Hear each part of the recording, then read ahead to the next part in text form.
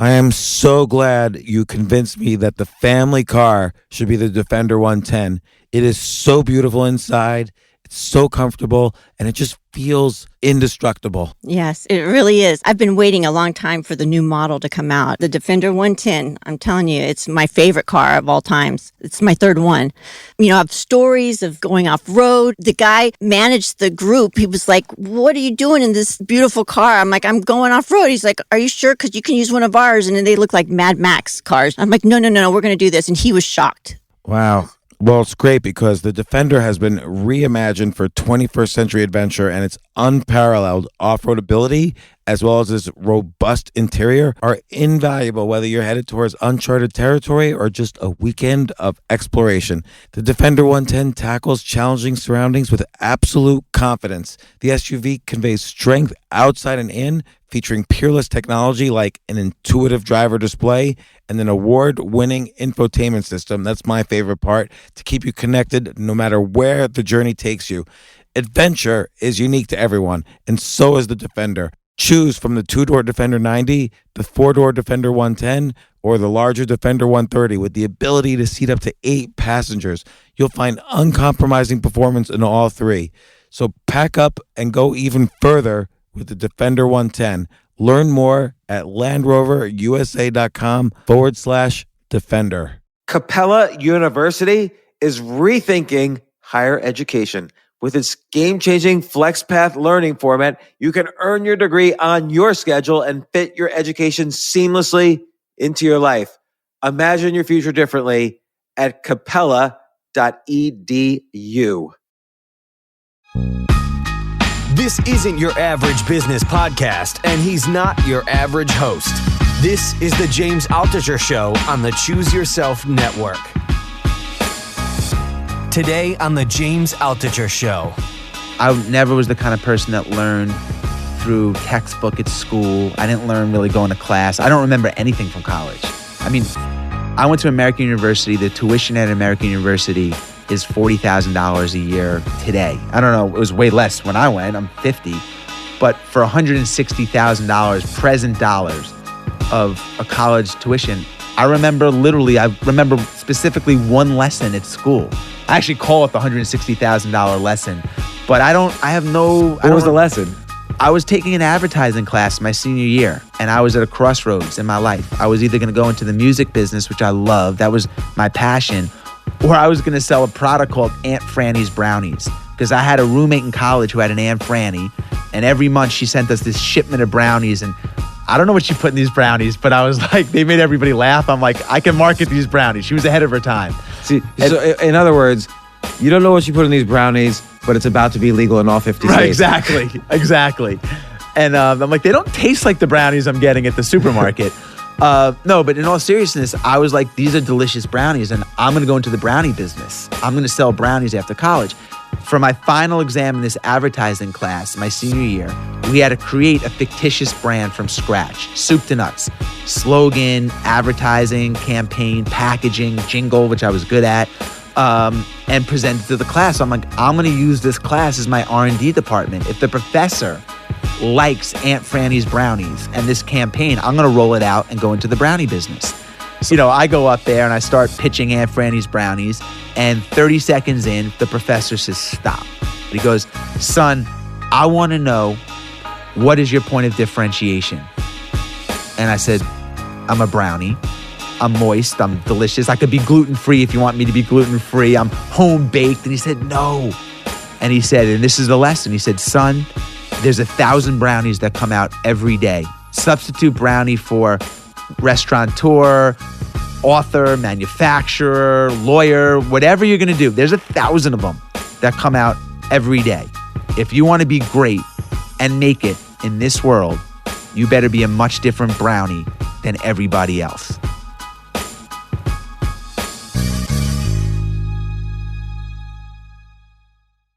Here once again for a return appearance, Jesse Itzler. The last time you were on, Jesse, we talked about living with a seal. We'll talk about that in a second.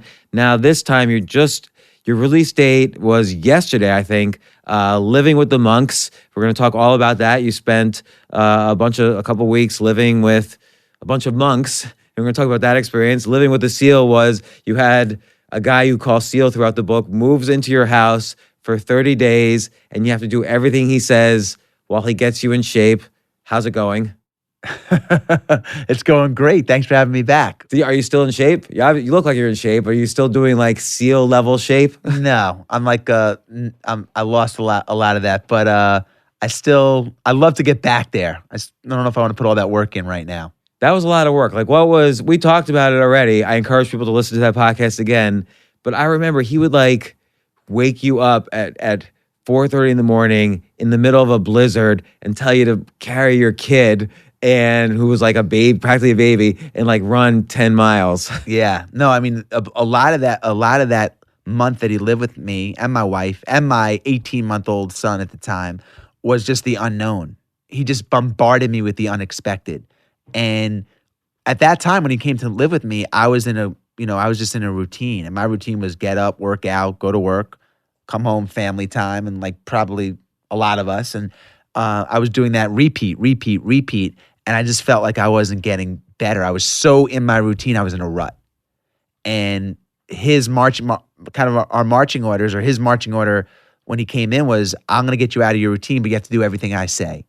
And so it wasn't just about physical shape for you. It was about somehow, and you talk about this in Living with the Monks, taking yourself to an edge somehow.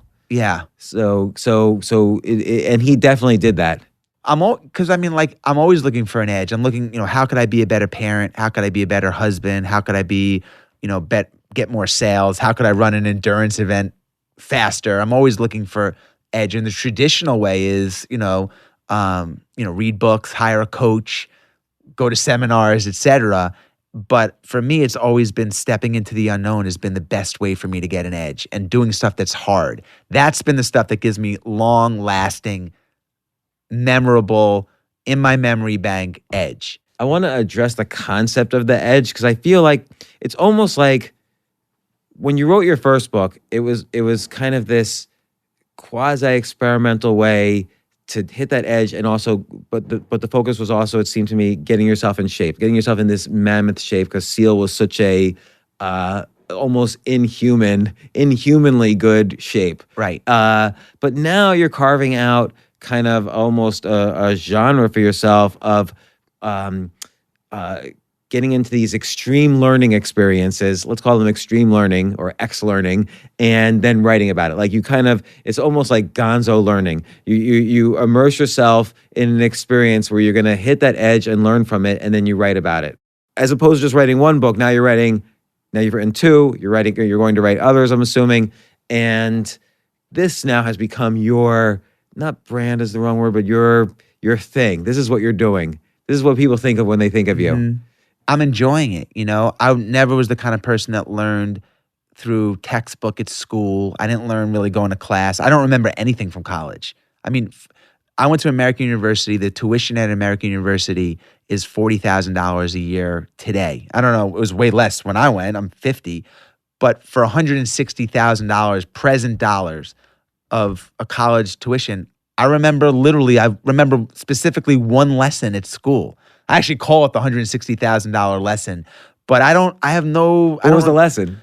I was taking an advertising class my senior year, and I was at a crossroads in my life. I was either going to go into the music business, which I loved, that was my passion, or I was going to sell a product called Aunt Franny's Brownies, because I had a roommate in college who had an Aunt Franny, and every month she sent us this shipment of brownies, and I don't know what she put in these brownies, but I was like, they made everybody laugh. I'm like, I can market these brownies. She was ahead of her time. In other words, you don't know what you put in these brownies, but it's about to be legal in all 50 states. Right, exactly. And I'm like, they don't taste like the brownies I'm getting at the supermarket. No, but in all seriousness, I was like, these are delicious brownies, and I'm going to go into the brownie business. I'm going to sell brownies after college. For my final exam in this advertising class, my senior year, we had to create a fictitious brand from scratch, soup to nuts. Slogan, advertising, campaign, packaging, jingle, which I was good at. And presented to the class. So I'm like, I'm going to use this class as my R&D department. If the professor likes Aunt Franny's brownies and this campaign, I'm going to roll it out and go into the brownie business. So the way our final was the way our classroom and the final was kind of situated, there was 100 kids in the class. And the professor said everybody had to hand in their campaign, but he was going to pick 5 people out of a class of 100 at random that had to do an oral presentation of their product, like a state of the union of the industry they're going into, present the campaign or whatever. I'm a senior in college. There's a 5% chance I'm going to get picked. Like, nobody prepared for the oral presentation. You didn't want to get picked. You just wanted to hand it in your thing and go enjoy the summer.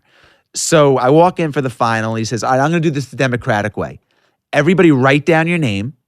I'll put it into a hat. He literally passed around a hat, and I'll pick out the 5 people that are going to present today their final. Sitting to my right in the classroom was this guy named, we'll just call him Ronnie. And Ronnie was a professional jackass. Ronnie bullied half of this classroom for 4 years of college. So I took 20 pieces of paper. When the professor came around, I wrote Ronnie's name down. I stuffed it into it. I was like, Ronnie. I overloaded the hat with Ronnie's name. The professor gets all the names and picks out the first name. And sure, this is a true story. The first name that comes up out of the hat is Jesse Itzler, because the jackass did the same exact thing. Oh my God. He stuffed like 30 Jesse Itzlers into the hat. So I'm like, I go up there and I start pitching Aunt Franny's brownies. And 30 seconds in, for $160,000 of my parents' very hard-earned money, the professor says, stop. 30 seconds in. He was like a Southern guy, and I forgot his name, but he goes, son, I want to know, what is your point of differentiation? And I said, I'm a brownie. I'm moist. I'm delicious. I could be gluten-free if you want me to be gluten-free. I'm home-baked. And he said, no. And he said, and this is the lesson. He said, son, there's 1,000 brownies that come out every day. And substitute brownie for restaurateur, author, manufacturer, lawyer, whatever you're going to do. There's 1,000 of them that come out every day. If you want to be great and make it in this world, you better be a much different brownie than everybody else. And you're just a brownie right now. You can't even be, this is an important point he's making, I think, because you can't even be 10% better, because the average person can't tell the difference between 10% better and the regular brownie. You have to literally be 10 times better, which I don't know if that's possible in brownies. Well, what he taught me was, and it's something that here I am 30 years later, and I think about it all the time. How am I different? How is my book different? How is my product different? How am I raising my kids different? I mean, we live by a playbook. Well, what if we rip up the playbook? If no one ever taught you, I mean, my wife and I talk about this all the time, and she always tells her employees this. I tell my employees this. If no one taught you how to do your job, how would you do it? Because we just hand off the playbook. Here's how we do it. This is how we market this product. We have a launch day, and then you go and you do all this stuff. And like, okay, if you do the same thing that everybody does, you're going to get the same results. It's funny. I mean, not to belabor this point, but I recently tried out for an over 40 basketball team that was going to go play in Israel. And there were 15 slots for the open slots. But of the 15 positions on the team, 10 of the guys were returning. So there were really 80 guys trying out for 5 openings. And I knew that I was definitely not one of the better players there. And I had to be a brownie. I had to stand out. I had to do something to make myself noticeable. So a month or 60 days before tryouts, they sent everybody a suggested training schedule. This is what you should follow to be in shape for camp. And I immediately realized that if I followed this program, I would be in the exact same shape as everybody. But if I doubled the program, I'd be in the best shape of anybody, and that would be my brownie. That's how I would stand out. I wouldn't be the best, but I would be the guy that never stops, ever. So I literally, in my driveway, doubled for the 60 days everything they said to do. And I would be exhausted on my driveway. And when we got to the camp, for the first scrimmage, I said, okay, I'm going to guard the best player on the team last year, because they'll have eyes on me. And I guarded him nose to nose I didn't let this guy have 1 inch. And about 4 minutes in, he went to his knees and took like some really, really deep breaths. He was gassed.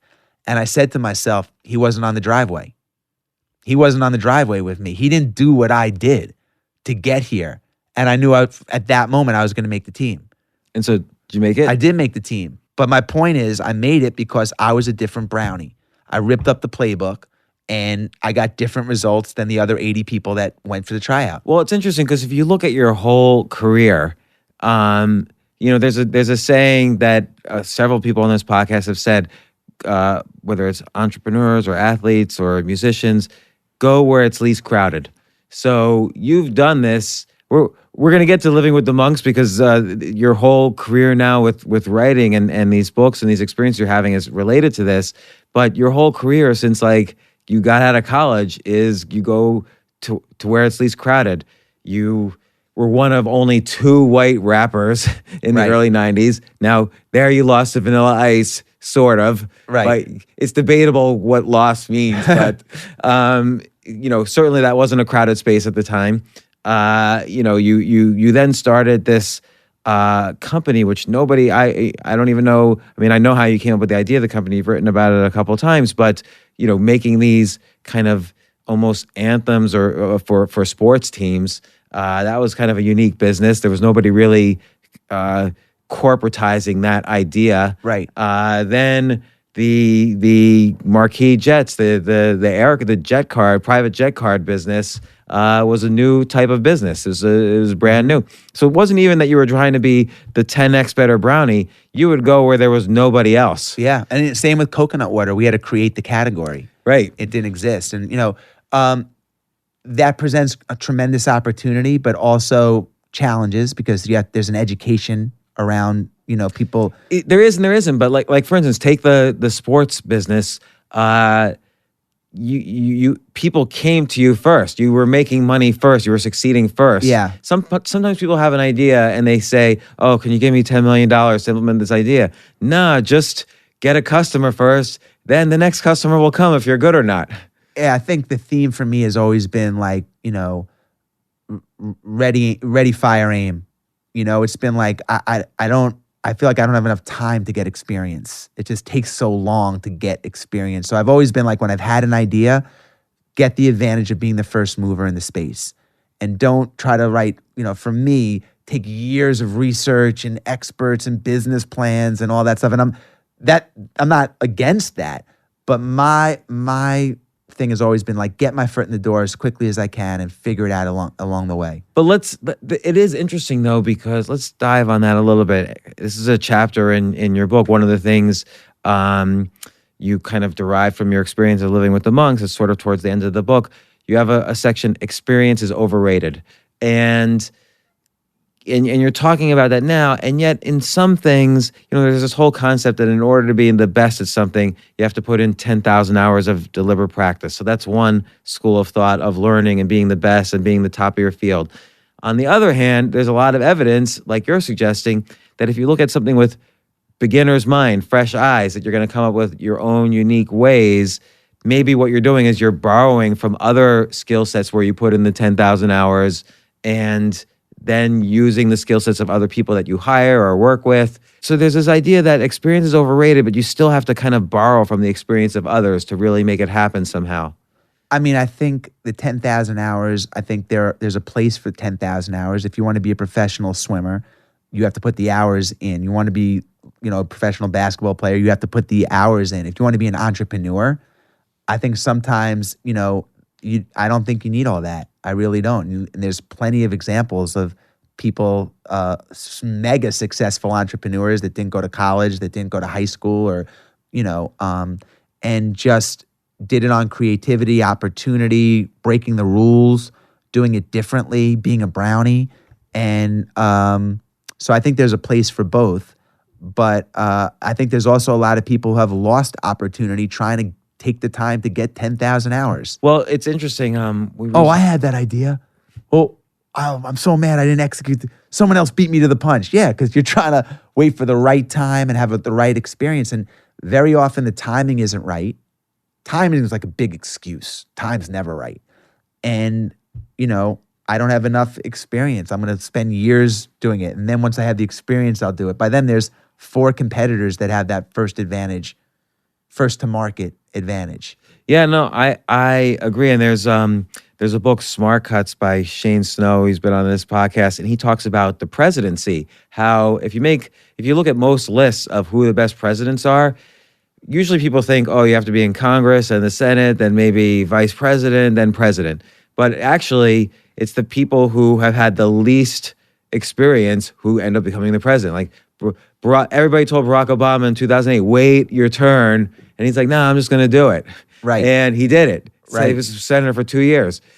Dwight Eisenhower had no political experience. All these, John F. Kennedy had relatively little political experience versus his competitors, Lyndon B Johnson and Richard Nixon, who he was running against. They had much more experience than him. Right. So it's an interesting thing that sometimes kind of having that hunger is what will get you to figure out where to borrow the hours from and how to take not necessarily a shortcut, but a smart way to learn something to be able to do what, like, again, we'll get to living with a SEAL. You're like, okay, I'm not going to by myself get in as good a shape as this guy SEAL. So let's bring him into my house for 30 days and then I'm going to get good. And by the way, that experience is weird enough that it could be a book. Yeah. And that type of book is interesting enough and unique enough. It could be a series of books. Yeah. And it comes back to what you said in the beginning of our talk about edge, and I look back on my life and I think about the most impactful thing I think that probably ever happened to me, other than choosing who I was, the person that I married, was I ran this 100-mile run nonstop, and I did it for charity. And I gave myself 90 days to train for it. And it became an obsession. It became my lifestyle for those 90 days to run this race. And I didn't know what the lessons would be at the time. To me, it was just, I'm running this to complete this. And this is my goal, and I want to hit this goal, and nothing's going to stop me, from hitting this goal, that kind of mentality, obviously. But here we are. It's been almost, 10, 15 years later since I ran that race, and the benefits still are so significant. And it's something that I can always tap into. The experience with SEAL, the experience with the monks. These are just things that I call are part of what I call your life resume, And we put so much emphasis on our work resume, which is important. But if we turn the model upside down and we focus on our life resume and these moments, and we're aware of the moments when they happen, and we take inventory on them, and we build those on those different experiences, to me, that body of work is so equal, if not more important than your traditional resume. Absolutely. After a certain period, for instance, no one's going to ask you where you went to college, but they're going to say, you let a SEAL move into your house and you did whatever he said for 30 days to get in shape, or you lived with these monks for, a couple weeks and did all these things to get this experience. And it's those experiences that are a little bit outside, like you say, they're on the edge. If you're too far out on the edge, people say you're just crazy. But if you're right on the edge, people don't know. But they respect what you did and they want to learn from it. And they always say, what I've noticed with my own experiences in this, they always say, man, I wish I could have done that, but X, Y, Z are the reasons why I couldn't do it. Definitely. And what happens when you put yourself in those situations, the real gems, the real life lessons, the real nuggets, they don't come in the direction you think they're going to come. They don't come in the way you think they're going to come. For example, I just took my son, who's 8, and my friend who's a police officer in Suffolk County brought his daughter, who's the same age, and we hiked Mount Washington in the winter. Mount Washington is one of the 10 most dangerous mountains to climb. It's minus, on any given day, minus 10, 20 degrees. Winds blow at 50 to 100 miles an hour, et cetera. And my 275 miles per hour. That's the record is recorded there. And we took these 2 kids and we camped outside at night in a minus 40 sleeping bag with my son and my friend and his daughter. And we went up there, and I was like, man, my son's I'm gonna learn all this about, this is a survival thing, and I'm gonna become this survival adventure guy, whatever. But what happened was, when we got up there, I said to Kevin the cop, who I call him Kevin the cop, I said, Kevin, how often do you take trips like this? And he said, and this is a guy who, works super hard. I assume doesn't come from or have a tremendous amount of money, one of the happiest guys that I know, and just he's always happy. What we all want, I said, how many of these trips do you take? And he said, it's interesting. I take one a year with my college roommates. I've been doing it since I'm 22 years old. Every year we get together. And then every other month I take a trip, whether it's to run a marathon, go hiking, go kayaking, whatever. I mean, nothing that costs a lot of money, with myself or my family or a friend. So I'm like thinking to myself, if I can't take one weekend every other month, every 8 weeks for myself or with my family or with my wife or whatever, if I can't carve out one weekend every 8 weekends, like how out of balance is my life? So I called it the Kevin rule. So I went on this hike thinking I'm going to get all this stuff, but all of a sudden that was a huge takeaway for me and a gigantic shift in kind of one of the rules on how I want to live my life, the Kevin rule. You don't know where the lessons come from unless you put yourself in the position to experience them. It's like I always say at work, I didn't get lucky. I put myself in a position for the luck to happen. I think that's critical. There's actually a couple different directions I want to go on this Mount Washington experience. I always tell people we're going to get to the book because there's so many things in the book. But with the Mount Washington experience, the first time you tried to climb it, you stopped with a quarter mile left to the top. And I think, let me turn this off. By the way, mistakes are always welcome on the podcast.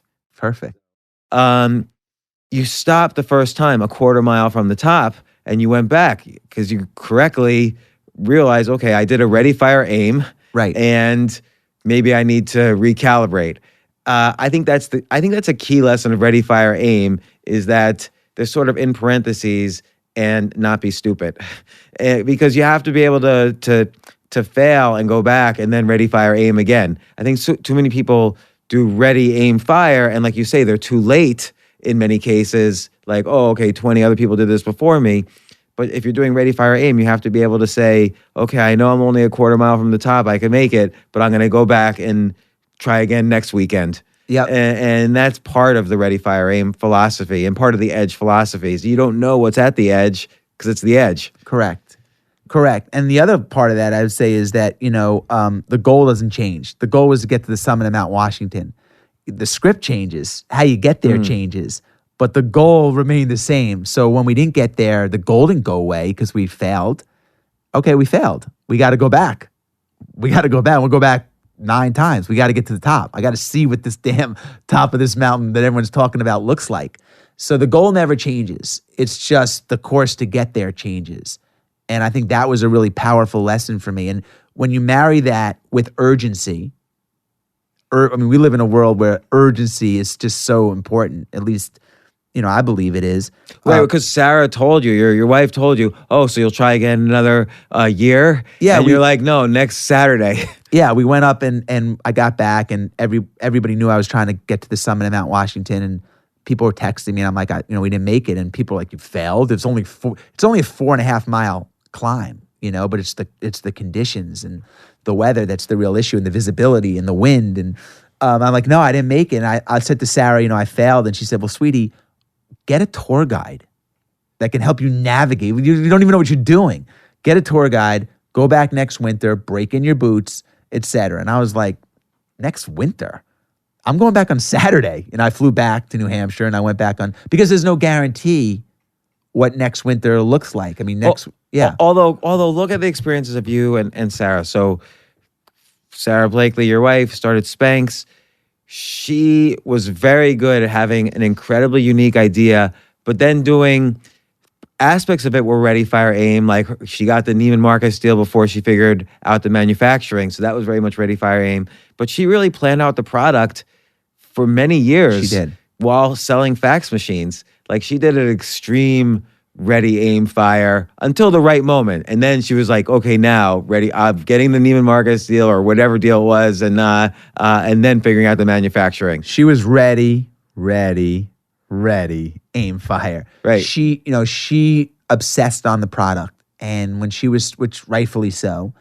And she was very careful about releasing anything until it was exactly the way she wanted it. And she had a different approach and it worked for her. I'm wired differently. I'm an adrenaline junkie. I'm an action freak. And I'm gonna get my foot in the door and figure it out. And she's not. So for her, that was the right, everybody has their own strategies. You have to try different things to see what works best for you. And her style for her is perfect, and my style for me is suited me well. So in marriage, do you think? I don't think you two are necessarily opposites. Like you're both willing to hit, go where it's least crowded and hit that edge in your own ways.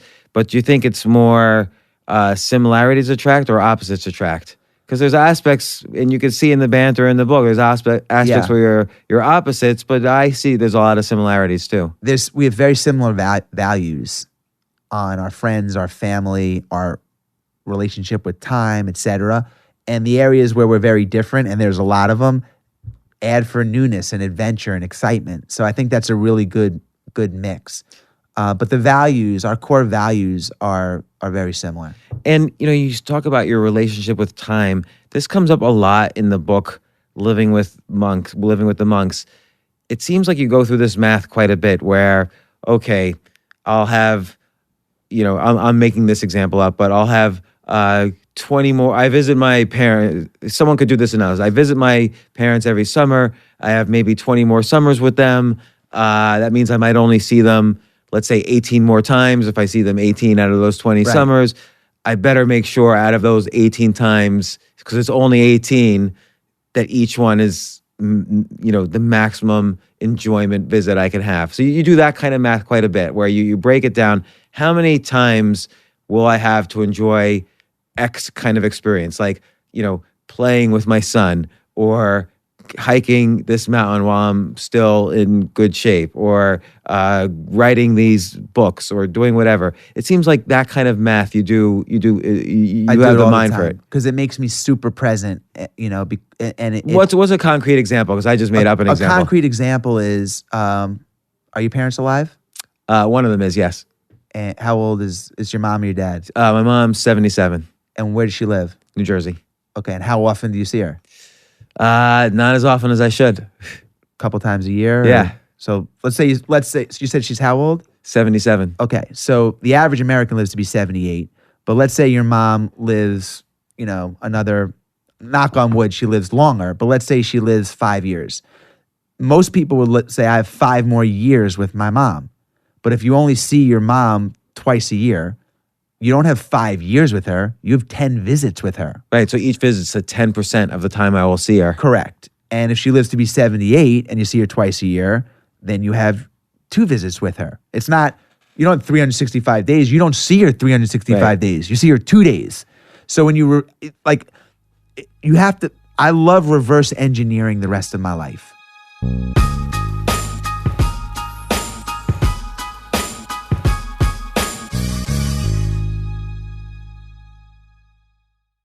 You know what I love about fantasy sports is that even though I'm not going to be a great basketball player or a baseball player or a football player or whatever, I feel like I get to participate and make decisions and use my knowledge of these different leagues or these different sports to compete. So it's like I can pick my team, or I can pick my favorite players, and I could use my knowledge to make predictions and maybe even make money. So with the basketball season here, you can now pick combo projections across football and basketball from the Specials League on Prize Picks. This is a league created specifically for combo projections that include 2 or more players from different sports or leagues. Want to play alongside some of Prize Picks' favorite players like rapper Meek Mill and comedian Andrew Schultz, who's also been a guest on this podcast, and I've been a guest on his? You can now find community plays under the promos tab of the app to view entries for some of the biggest names in the Prize Picks community each week. Look, Prize Picks even offers a reboot policy so that your entries stay in play even if one of your players gets injured. For football and basketball games, if you have a player who exits the game in the first half and does not return in the second, that player is rebooted. Prize Picks is the only daily fantasy sports platform with an injury insurance policy. What? So, I love playing it. I love anywhere where I can use analytical ability with my interests to demonstrate some skill and maybe make some money. And I like the game-like aspect.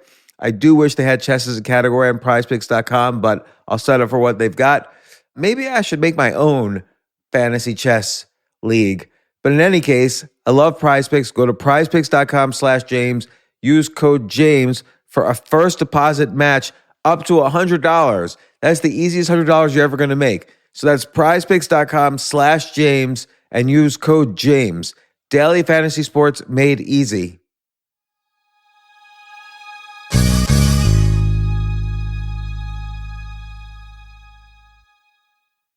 The future of learning is definitely online. Like, it's such BS that you have to spend $200,000 or take $200,000 in loans and go to some fancy school when it's useless. It doesn't guarantee you a job. Most employers, including me, do not care about degrees or grades or anything like that. We want to care that you love what you're doing, that you know what you're doing, in some cases that you have experience or that you're willing to learn. But people in general love learning and are curious. Like, the key to success is curiosity. And I think masterclass.com is the perfect model for online learning. I'm really happy they're sponsoring this episode. If you're going to give a gift, give the gift of learning. Masterclass makes a meaningful gift this season for you and anyone on your list, because both of you can learn from the best to become your best, from leadership to effective communication to cooking. Let me tell you some of the classes I've taken. I've taken comedy from Steve Martin. I mean, can you believe I can take a class from Steve Martin on comedy, or Judd Apatow, my favorite comedy director? I could take an actual class from him on writing. Wolfgang Puck on cooking. Dan Brown on writing, or Judy Bloom, who's been on this podcast, on writing. By the way, Wolfgang Puck also has been on this podcast. It's such a pleasure. I try to take classes all the time from masterclass.com.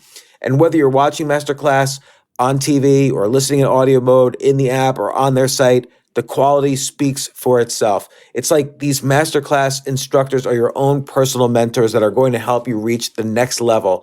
How much would it cost to take one-on-one classes on comedy from Steve Martin or on chess from Gary Kasparov? You just wouldn't be able to do it. But it would cost hundreds of thousands of dollars. With a Masterclass annual membership, it's $10 a month. Memberships start at $120 a year for unlimited access to one-on-one classes with all 180 plus Masterclass instructors. So it's not just $120 for one instructor. You get all 180 plus Masterclass instructors. Boost your confidence and find practical takeaways you can apply to your life and at work. And if you own a business or are a team leader, use Masterclass to empower and create future-ready employees and leaders. That's the real education in today's world. So this holiday season, you can give one annual membership and get one free at masterclass.com/JAS. JAS, of course, stands for the James Altucher Show. So right now you can get two memberships for the price of one at masterclass.com/JAS. Masterclass.com/JAS. Offer terms apply.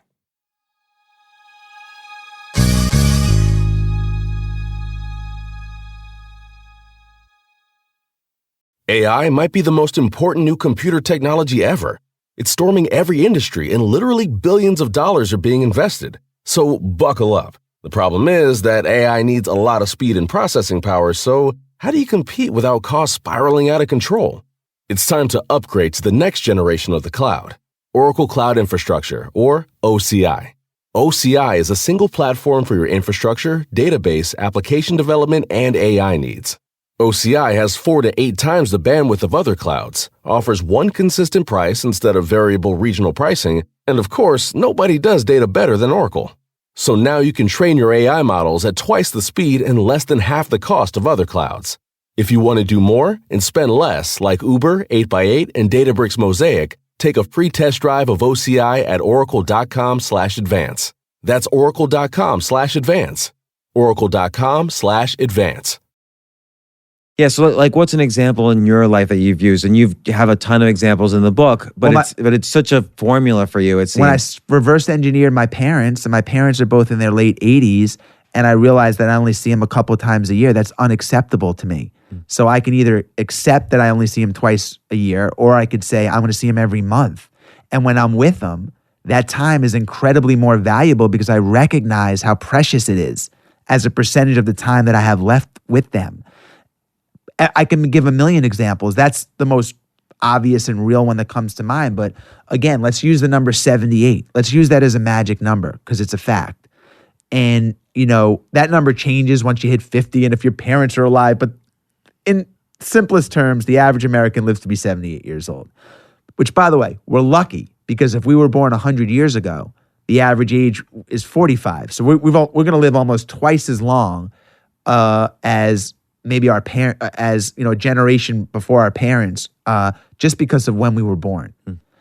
But when you take the number 78 and you say, okay, I'm turning 50, you're 50, you only have 28 summers left, if that was the case. The only thing that you think about, or at least I do, is, man, how do I want to spend that time, and who do I want to spend it with? How do I want to spend that time, and who do I want to spend it with? And I want to put as much stuff on my plate of the things I love to do with the people I love to do them with as possible, period. And if you look at the 4 key buckets of your life, so like, your wellness, your family, your business, and relationships / causes that are important to you, let's just say, if you're spending a lot of time on things outside of those 4 core areas, to me, it's a distraction. It's nothing but a distraction. Well, okay, but are you also where do you put your creativity? Because that's obviously a big part of your life. Yeah, I mean, it is. I mean, and creativity falls a little bit into wellness. I mean, for me, wellness isn't just physical. Okay. But my point is, I'm very aware of that time element, and I don't want to waste it, And so when I'm having big moments, I become aware of them, and I go back to the Kevin rule. Right. Well, the Kevin rule is part of that kind of formula. It's part of the formula, and that's kind of like, how do you reverse engineer hike? Because listen, when I hiked Mount Washington, I didn't see any 70-year-olds on the mountain. I didn't see really any 65-year-olds on the mountain. If I like to do that, I can't wait till next summer. Then, when Sarah said next winter, when Sarah said go next winter, no, I'm 50, man. Like there's a short margin of error in that time frame. Do you think turning 50 was a moment for you where? Yes. I think there's not a day that goes by where my head hits the pillow when don't say to myself, did I maximize the day? And I'm not just saying that. It's not a marketing thing. It's like, ask my wife. Like, I talk about it all the time. I say to Sarah all the time, think about this moment right now. Both your parents are alive. The kids are healthy. We're, knock on wood on everything. How does it get better? Like, you appreciate this right now. I think that, I just turned 50. This is probably the only important birthday I've ever had. It's the only one where it actually really caused me to think philosophically. And I remember I was talking to a friend of mine recently, much younger, and she was throwing a party, and she was asking me who she should invite. And she said, well, I don't really like these people, but I feel bad if I don't invite them. And I said, one way to think about it is, if this person was the only person to show up at the party, would you be happy that they were the only person to show up? And she'd be like, no, it would be horrible. The party would be ruined if they were the only person to show up. Then don't invite them. Like, every component in your life has to be maximized at this point. But I think when you're younger, you don't see that. At 50, I'm not saying, I feel like patronizing, like, oh, these young 30-year-olds. But like, you sort of see that at 50, like, every single moment and every single person you're around has to be, this is the right person I want to be with right now. Yep.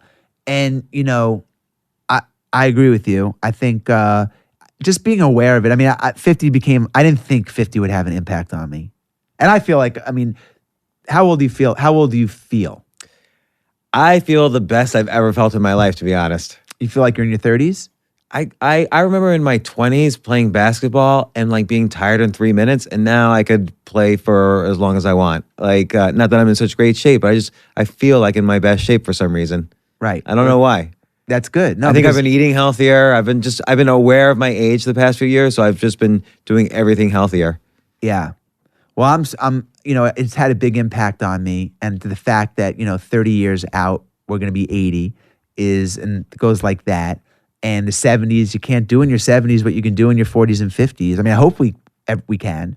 But so the time is precious, and it creates a lot of urgency. It also gets a lot of helps you deal with any kind of fear of taking risk or whatever. I mean, like, I look around and I'm like, I'm walking the streets of New York today, coming up to meet you, and I'm thinking to myself, got a book coming out. People are going to review it. I'm vulnerable. I'm doing podcasts. There's social media. There's all this stuff that makes everybody very vulnerable. And I'm thinking to myself, nobody on the street that I'm looking at right now is going to be around in 100 years. Nobody. Right. Well, that's the interesting thing too about legacy. Like take, world famous author Philip Roth just passed away this past week. Great writers, written like God knows how many novels. Was always considered a contender for the Nobel Prize in literature. 100 years from now, probably no one will even know he ever existed. Exactly. And so I always wonder about, because you mentioned legacy a little bit, like what's the importance of legacy in your life, if at all? I mean, I think about it. This is so funny. These are the things, I don't know. Maybe this is the age that you start to think about this kind of stuff. But I think about my grandma who lived and I knew, passed away when I was 13. She lived her entire life with, I'm sure, the same worries that we all have. She felt overwhelmed. She had to pay bills. She had kids that she was worried about how she raises her kids. She got fired. She had to get a new job. I mean, everything that we all go through in our life. And had major stress, I'm sure. Probably spent some nights staying up at night thinking about it. But here we are. And she passed away 10, 20 years ago. There's not one person on the planet outside of my immediate family that thinks about her or cares about it. She lived this entire life. Yeah. And it's like, it's like onto the Steve Jobs. I mean, changed the world. And it's like, okay. So when I think about legacy, when I think about no one's going to be around that I'm looking at in 100 years, most likely, the fear goes away. Why wouldn't I put the book out? Why wouldn't I take the test? Why wouldn't I go for the job interview? Why wouldn't I, why can't I go out on stage in the play? Why can't I perform comedy in front of people? I mean, it has to go away on some level because at the end of the day, in the scheme of the universe, look at the time that we're here. We have to maximize it. But on the one hand, you can say, why should I spend all this time amassing achievements when no one's going to know about them 100 years ago? But on the other hand, you could say, well, I want to do it because I love doing it. This is just for me, not for the legacy 100 years from now. Right. I don't look at them as anything as achievements. I don't look at anything in my life as achievements. I look at them as experiences. And some work, some don't. But those experiences for me that I put on my plate, they make me feel alive. They make me feel alive. I don't feel incredibly alive. And I watch TV, I watch sports, I watch shows, but that doesn't make me feel alive. I might enjoy it, but it's not the same feeling of climbing a mountain or taking a risk or starting a business, or those challenges make me feel alive. Well, also when you look at the math of these types of things, like classic example is, let's say the average person now spends 2 to 3 hours a day looking at Instagram and Facebook.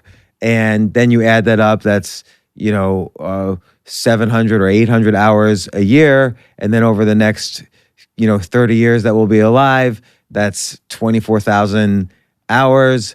That's an enormous amount of time you spend just wasting time. Yeah, it's like 2 years. Yeah. That's 2 full years of time. 2 full years, including sleeping. Correct. So it's probably it's the equivalent of like almost 3 years, right? of like doing nothing but going on liking things on like cat videos on Instagram. It's true. And it's like I was talking to someone the other day and they were telling me it would take me 100.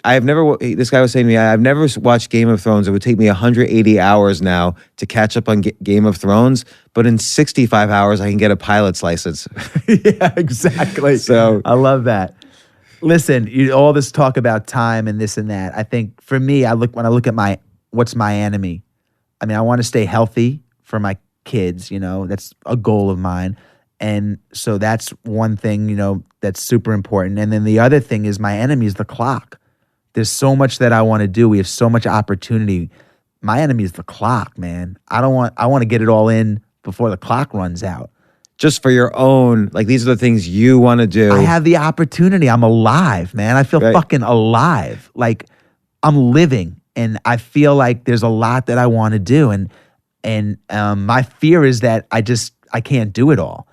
So even in this country alone, I'm I flew across country the day. I'm looking over the mountains. I'm looking at the landscape. And I'm thinking there's so many things I haven't seen or done. And you're talking about achievement.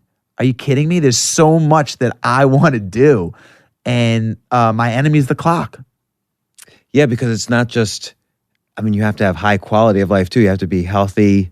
You know, money helps a little bit. Not completely. Like you mentioned, Kevin, you don't necessarily know if he has a lot of money or not, but he takes these trips every 8 weekends or whatever. Yeah. So money isn't the limiting factor. It's really health and not being bogged down by negative habits like, it's just scrolling on Instagram or binge watching on Netflix or whatever.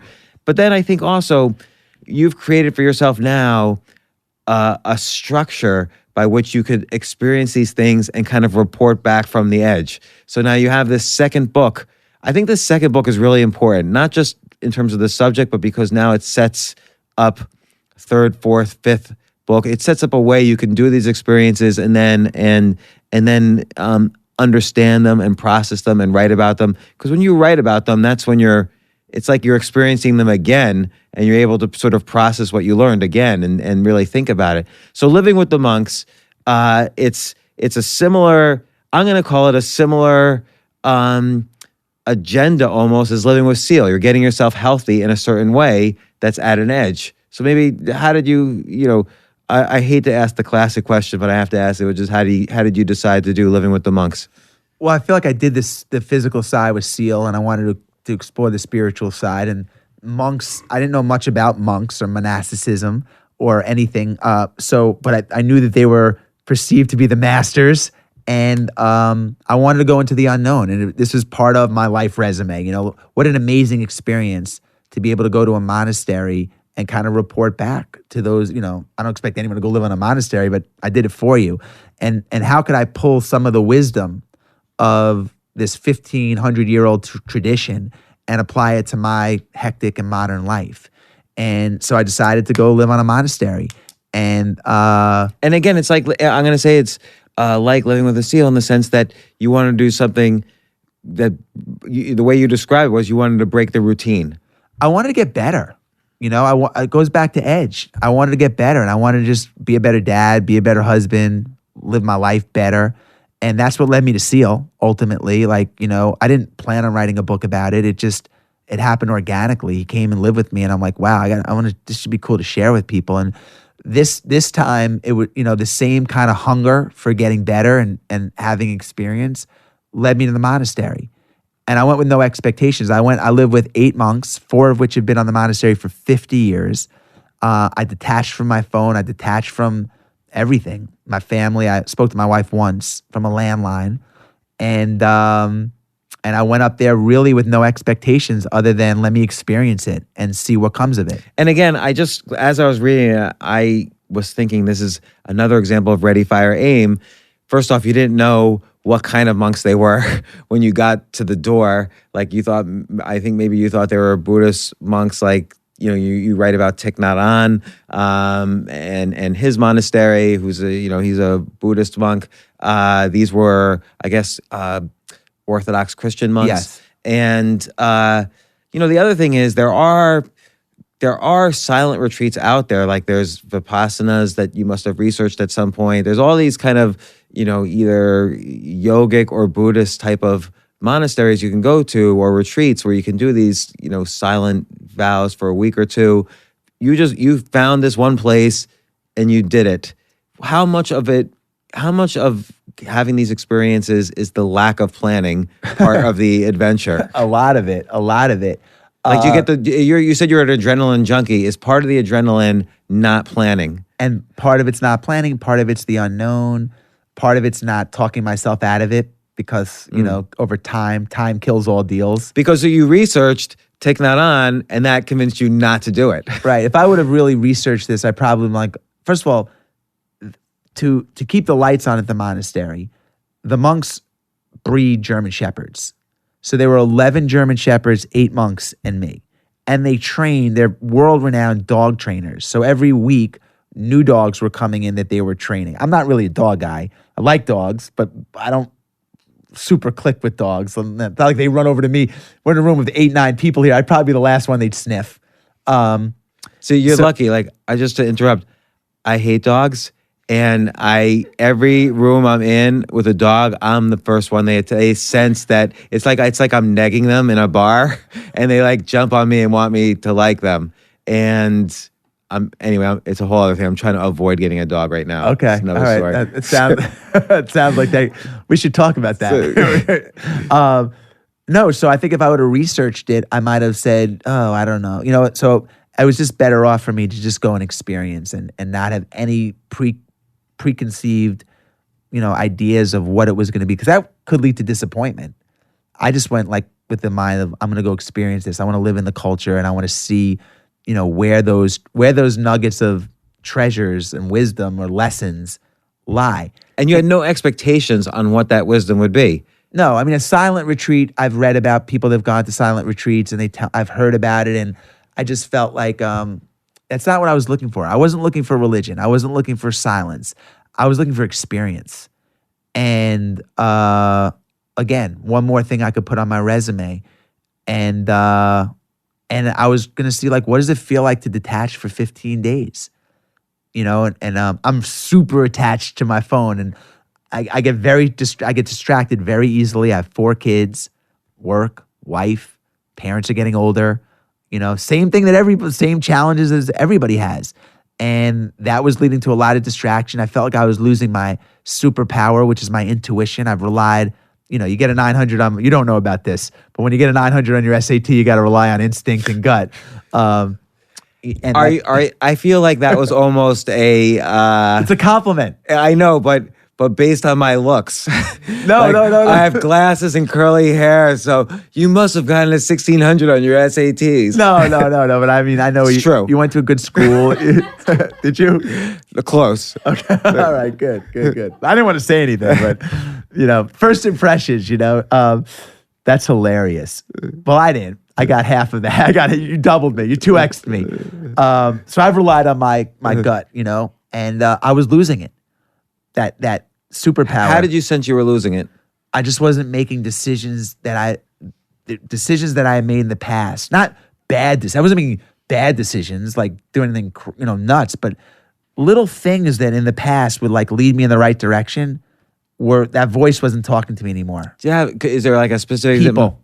You don't really mention a specific example in the book. Is there like one that you people like business decisions, like in the past, I'd be like, I would be able to read people very well and be like, my spider senses are telling me to stay away from this. And I was making those decisions, and I wasn't honoring myself, and I just wasn't my gut with like how to raise just everything, really, honestly. Because how could you, unless you spend time alone, and my form of meditation has been running. I run alone with no music. I ran an hour a day for the last 20-something years, 25 years probably, thousands and thousands of hours alone.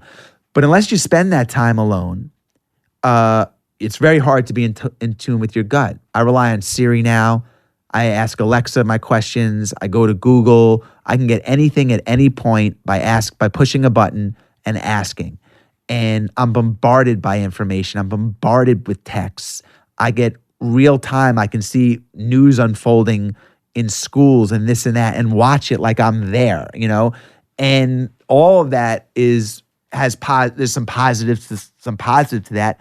But for me, the negative was gut. And I felt like, let me see what I miss.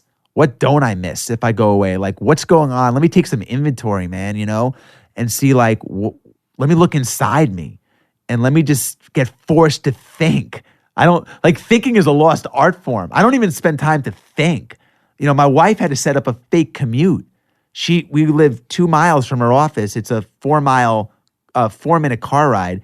She takes a 40-minute car ride just so she can think. And I'm like, that's brilliant, So let me take 15 days to think. And what happened when I went and I spent time alone is the things that were most important to me rose to the surface. And the things that when I came home, everyone said to me, well, what'd you miss the most? What'd you miss the most? But not one person asked me, what didn't you miss? And when I look at my life and I think about time and how I spend my time, what I didn't miss a lot of the things that I spend a lot of time on. I'm a to-do list nut. I mean, my to-do list is like, I write everything down, to-do list, and it's super overwhelming, And when I got to the monastery on day 5, I'm like, if my to-do list blew away in a hurricane, life goes on.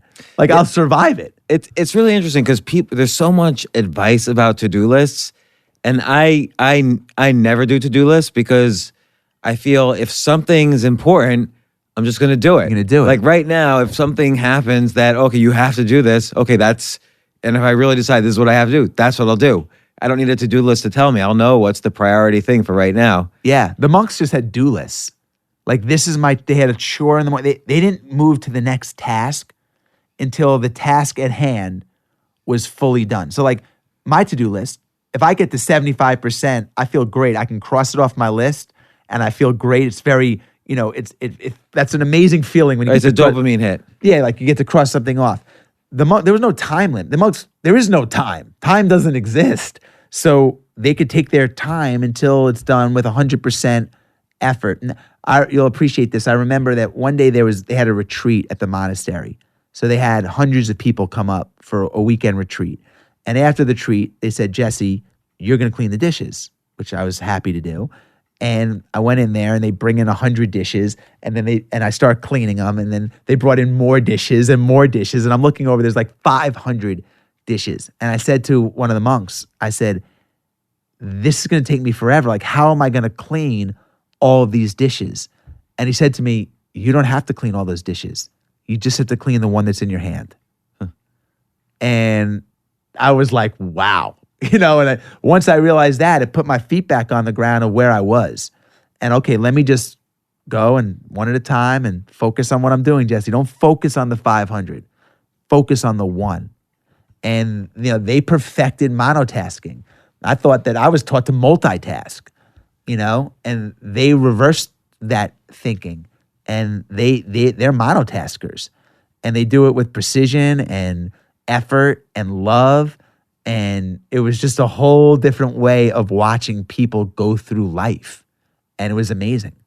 So there was also an interesting thing where you go in there and you're meeting just a small group of characters and you're going to be spending a lot of time with them, kind of contemplating and at dinners and being silent and praying and whatever. And then there was the intern, Lenny. Oh my God. And you didn't know what to think of him, whether he was like a serial killer in the beginning or you weren't sure. You had no idea. But then your judgments were all kind of turned upside down about him by the end. Right. When I got Which kind of, by the way, just artistically, gave an interesting arc too to, ultimately our experiences are about our relationships with others in many cases. Yeah. No, you're right. I showed up and again, I had no expectation. First of all, I thought there were going to be 100 monks. I thought monastery equals like village, not 8 monks. But there were 8 monks, 11 German shepherds, and an intern named Lenny. And Lenny and I did not click at all in the beginning. Was he hostile to you though? Like you said at one time you brushed past him and you thought he was like... He just gave off like, if I was a dog, he would make my hair stand up. I mean, he gave off an energy of, I'm the intern on this monastery. This monastery isn't big enough for 2 interns. And I'm like, I'm not even a fucking intern, buddy. I'm just like, what are you talking about? But he threw that like vibe off. And the minute I walked in, he was like, he looked at me and he was pissed off that I was there. And so I tried to ignore him, but he just made it a point to to kind of make he sent like he sent a smoke. He took a shot over the base. He just let me know, that this is his turf kind of thing, which was really odd. I mean, we're in a peaceful place, and but he was an intern that bounced around from community to community. He just came off an Indian reservation for 6 months. I just came out of Buckhead, Atlanta. I just came off Delta first class. He just came off an Indian reservation for 6 months, and it just didn't work. And we were forced into all these situations. They almost like put us in these chores. Because what's interesting about a monastery is, at least where I was, there are 4 or 5 hours of silence, prayer, meditation, reflection a day. But the other time, we're working. It's manual labor. We got to keep the lights on at the monastery. So the way they made their money was, again, they bred German Shepherds, they trained dogs, they had a cheese smoking factory, and we had to clean the church, and there was all the dishes. I mean, there's no housekeepers didn't come in. But again, it's part of the almost spiritual experience. Like, it is. Let's say they said to you, "Don't worry, Jesse, you're just visiting. You could just sit in your room. We'll do all the work." It would have been a totally different experience for you. Yes. It would have been not as spiritual an experience. Like the dish lesson is a very Zen type of lesson, like to be focused on this present moment and what you're doing. And it's a hard activity. If it's whether it's unpleasant or not, extract the beauty from it. I think day one, it was a Zen experience. And then day two, it was like they realized, wow, this guy cleans the dishes. We don't have to clean the dishes. I became the dishwasher. 700 dishes. For that. Right. I mean, look, and that's what I signed up for. And the first couple of days, I resisted it. I was like, you know what? I'm going home. I'm going home. 5 days, I'm out of here. That's enough time. I can reap the benefits in 5 days, even though I signed up for 15. And that's the way my flights were bookended and the transportation and everything. But I was like, I just can't stay here. Time's going so slowly. I'm so bored. I have no one to talk to. I'm dying to know what's going on in the world. Like, what are my kids doing? I mean, I was just isolated. And it went so slowly. I would look at my watch and I would be like, that's only an hour has passed. I'm like, it feels like it's 4 days have gone by. And I started making excuses in my head. Like, I started giving myself an out. 5 days is enough. 5 days is plenty of time. And I was planting a seed. I was rationalizing. I was already kind of justifying how I could go home early. And I realized that there's a lot of places in my life where I'm negotiating my goals, or I'm rationalizing, I'm creating an environment, like I'm giving myself an out. And I realized— Like where else? Well, just with my kids the other day. My son went to summer camp, and he really didn't want to go. And I said to him, well, just go for a day or two, and if you don't like it, we don't have to go, that kind of thing. And it was the worst. It was a terrible parenting move, because I planted a seed in his head. I was already allowing him to go in there and not like it. I was teeing him up to not like it. I was giving him an out. It was just bad on so many levels. Did he call you in 2 days and say, "Get me out of here"? No, I mean, we're on day 2 now. All right, so we'll see. We'll see. But I, in even take marriage. I mean, I think a lot of people say, I can always get separated. I can just get a divorce. Once you take divorce off the table, relationship in your relationship in your marriage gets way stronger. How do you? It's not an option, James. It's not an option. I'm finishing the race. I'm climbing the mountain. I'm not getting divorced. Like, you burn the boat. You burn the boats. And I struggled with that at the monastery, because I gave myself an out right away. Day 5, I'm out of here. And once I got to day 5, and I'm like, you know what? No, I'm here for 15 days. I'm here. There are no excuses. I want to be proud of myself for staying. And by the way, when I left the monastery and I got picked up and I got in the car, and the gentleman that picked me up asked me how I felt. I said, I've been here for 15 days. He said, how do you feel? And my answer was proud. Proud that I got through the challenge. It was hard, man, of being there. And I realized, like, man, I want to do things in my life that make me proud of who I am and me, And by the way, in the writing, it's sort of like you describe, there are some before scenes and there are some after scenes. And obviously in the before scenes, seemed like you were getting a lot more annoyed at details, and you were observing details. Like, I don't remember if an Uber's late or whatever. And then in your observations after, you were noticing a lot more things about people, I felt. Yeah. As opposed to details and objects. You were noticing a lot more things about the interactions between people. Why do you think that was? It's a really good question. I just think I became more present. I think I became way more present. You can see I don't have my phone on the table right now. I'm still on my phone, but at home, I try not to have my phone at dinner. I don't bring it to movies. I don't keep it in my room at night. Do you read the newspaper at all? I know you did in the book. You had the guy sneak a post to you. But other than for the sports news, do you find any value in the newspaper? I find tremendous value in the newspaper. And I would give myself an F. I go in and out of periods of time where I read the newspaper cover to cover probably three a day. But I'm not in that zone right now. But yeah, let me ask you, like, I don't read the newspaper at all, ever, and I haven't probably in about 10 years. What value do you find in the newspaper? Like, what if you don't read the newspaper, what do you not know? Well, no, it's not about not knowing or knowing. It just makes me feel connected to what's going on in this country specifically. Okay. It makes me feel... But you feel you wouldn't know what's going on in this country without the newspaper? Because everyone's talking about it. When you read like the USA Today, you get a different perspective of things in the Midwest and things all over, and you get a different perspective when you read the Wall Street Journal, and you get a different perspective when you read the New York Times. And yeah, I do. I think it makes me a little bit more current. I like to know transactions in the business world. I like to know,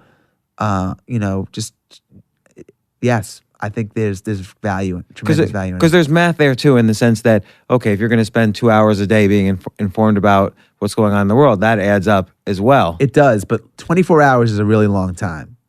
If you don't believe me, go run for 24 hours straight. You can cover a lot of territory in 24 hours if you keep moving.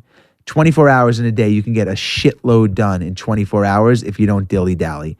So we were talking about 2 hours to read the paper, and some of these conversations that we've had during this talk about time with your kids and doing this, and even the 2 hours that you take on Instagram, it's okay if you eliminate a lot of the non-essential stuff that doesn't go into those 4 buckets that I talked about: family, wellness, relationships, purpose, etc. 24 hours is a long day. Not if you watch 3 hours of the Kardashians and a football game. Then you've taken 25% of your day for that. But if you eliminate that and you free up the hours, let me put it this way. And I mentioned this in the book. I calculated that at the pace that I watched a lot of football in my 30s. I would watch the Sunday night game, college football game, Saturday, Sunday football. I'm in a fantasy league, Sunday night football, Monday night football, Thursday football. I'm like, it's a football game. So I'm watching a 3-hour game. I calculated that if I lived to be 80 at that point in my life, at the pace that I was on, I would watch 36,000 hours of football. So I pulled the plug out. And when I was about to go to the monastery and Sarah was questioning about it, I'm like, sweetie, I just freed up 36,000 hours of time for you and our family.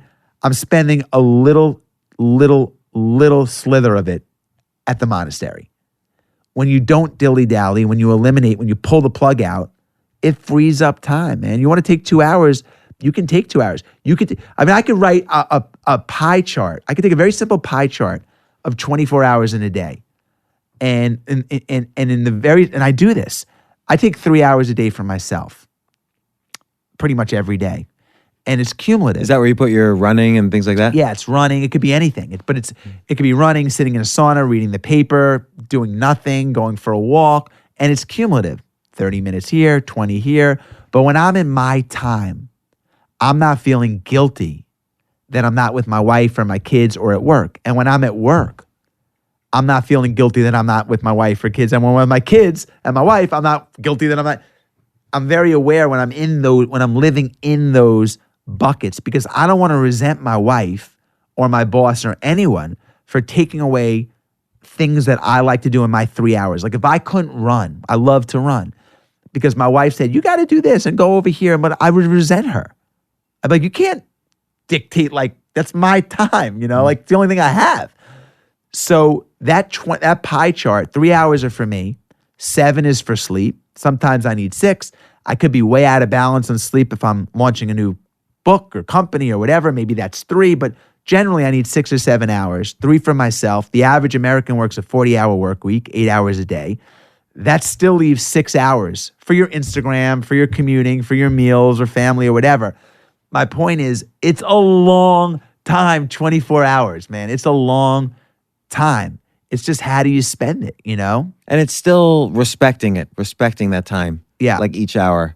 So it's a couple of things I want to just check my notes, make sure I'm hitting everything. But one thing I was curious about, you mentioned in the beginning of this book how with Living with a SEAL, you pitched it also you and SEAL pitched it as a TV show. So you pitched it to one channel, it didn't work out. You pitched it to another. In CBS, I think the meeting went well. Seal kind of blew it the first 2 meetings, and then you calmed them down and you pitched it to CBS. They liked it, and it didn't work out. It seemed to me, when you were just describing that story, that's one case where you're not going to where it's least crowded. Like everyone's pitching a show to the 3 major networks and then Netflix and whatever. It seemed as if you want to branch out kind of the media empire aspect of this type of storytelling, seems like there's probably alternatives to television. Definitely. And that's a good example of me going against my intuition and not being in tune with my gut. You're right. And I knew. Now I look back on that and I said there's so many different avenues and lanes and creative ways to get this out there if I want to, than that traditional route. But that lane, I thought, at the time, and I still do, it makes a great sitcom, a great show. It's fish out of water. It's amazing. So, that's the 800-pound gorilla, network TV or Netflix or whatever. So if they were interested, that would be a good lane. But again, it goes back to, if my goal is to get that distributed or, to a larger audience, because we ended up getting a deal with one of the major networks, the goal doesn't change. The path changes. And I'm still on that journey. I haven't written that off. That's just, got to just take a different route and call an audible. But the goal's the same. Of bigger distribution or television? Just getting it to getting something that's creative, fun, positive to as many people as I can about, with that book and that format.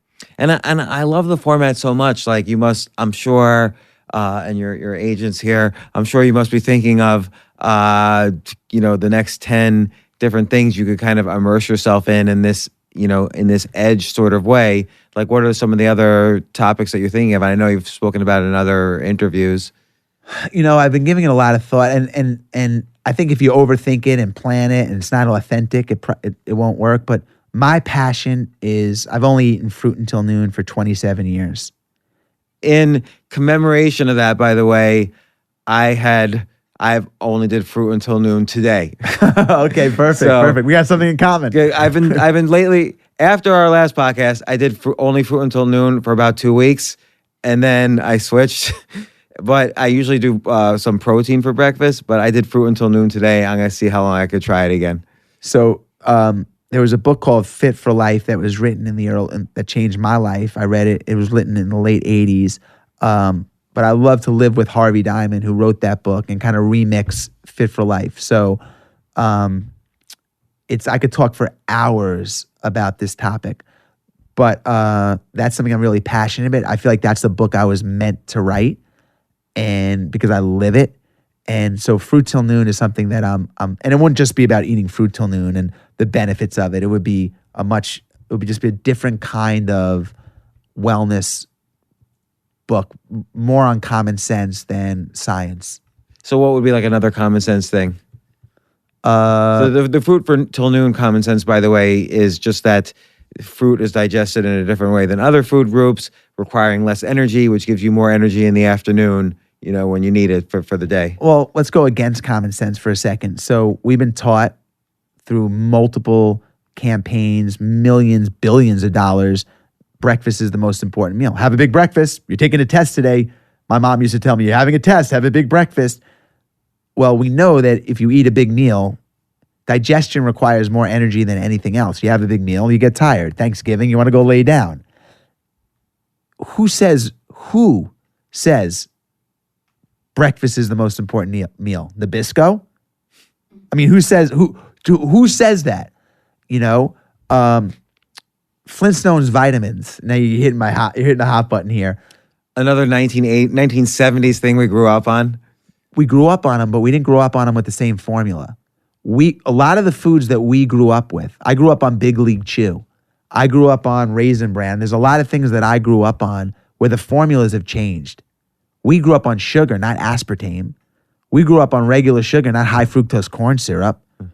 The formulas have changed because they become cheaper to make. But anyway, this is stuff that I want to talk about and expose on a big way in this book. And these are topics that are really important to me. And I feel like if you don't have a cause at 50, as we get older, that's really important to you, and you're not standing up for something that you think is wrong, I think that's a miss.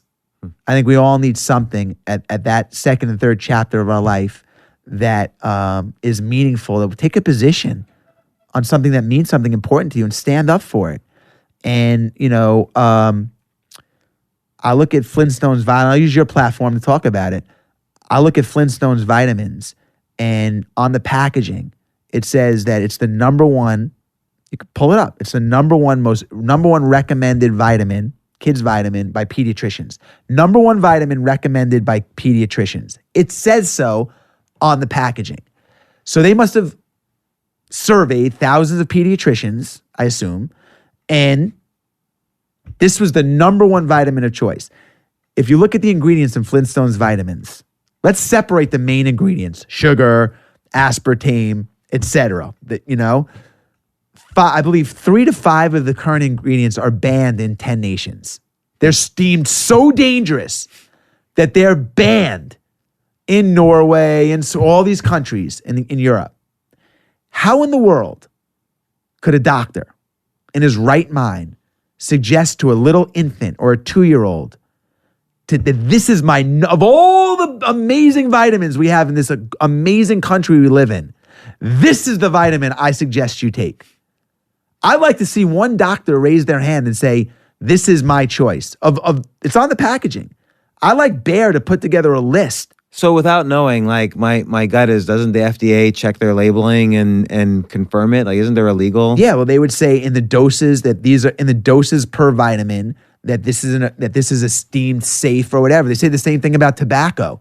I mean, but I don't know. I don't see. Would you give your kid a glass of aspartame or a glass of Yellow Lake, 6 or Red Dye 40 or whatever it is? No. I mean, again, it goes back to common sense. And maybe if you take one of those pills, there's not enough. But if you're a 2-year-old and you take 2 pills a day and you have them until you're 12, so, you've had 7,000 of these pills, don't you think maybe that would cause some issues? And does Norway know something that we don't know? It just doesn't make sense to me. It doesn't make sense to me. So my point is, I'm passionate about it. I'm pissed off. And, I think it's important to have a cause that you believe in. So if I have a platform on any level, it could be 20 people, it could be 2 million. It doesn't matter. I want to be able to let people make their own opinion by presenting another side of it. Because for me, as when I was growing up, my parents saw number one recommended doctor by pediatricians, and that was enough. But I don't believe that anymore. I've lost trust in that. I don't believe that. That's marketing. That's common sense over that's capitalism over common sense to me. And I think it's important to talk about it. So, I mean, do you think that'll happen, that book? 1,000%. I already started it. 1,000%. It's the book I was meant to write. All right. Well, so that'll be the next book on this podcast series of Living with Seal, Living with the Monks, and then what's this one? What do you think this one will be called? Fruit Till Noon. Fruit Till I Noon. might get out of the Living With series. We'll see. We're not. What about Living with Fruit?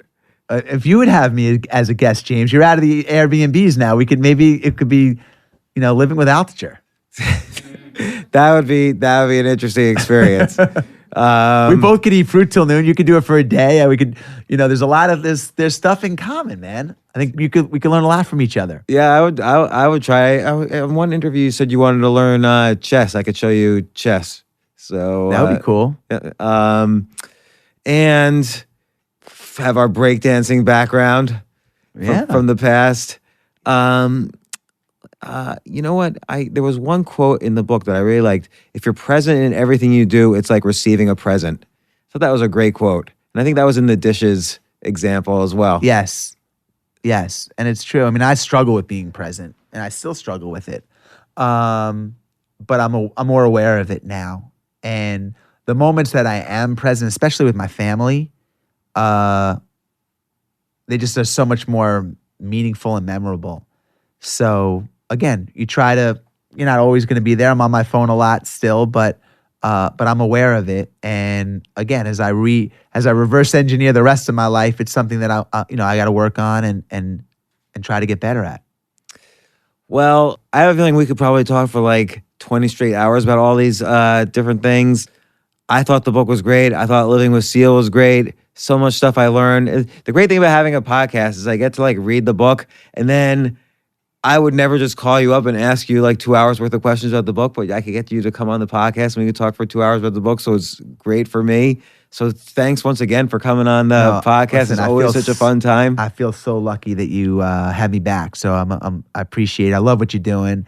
And hopefully we can do it again over fruit, talking about fruit. Yeah, I would love to do it. We'll fill this table with all sorts of fruit. I seriously had a fruit salad at Mason Kaiser on 76 and Broadway, and my girlfriend, they served the food, and my girlfriend's like, "What? We didn't order that." And I'm like, "No, I ordered the fruit salad." and everybody, like the waiter, everyone's like, "Oh, you're doing something new." And I'm like, "Yeah, why not? I can order fruit once in a while." I love it. I love it. All right, well, thanks, Cool. Jesse. Thanks for coming on the podcast. Thank you so much. Cool. That was fun.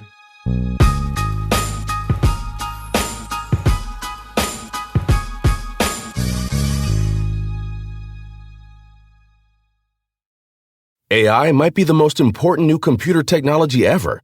It's storming every industry and literally billions of dollars are being invested. So buckle up. The problem is that AI needs a lot of speed and processing power, so how do you compete without costs spiraling out of control?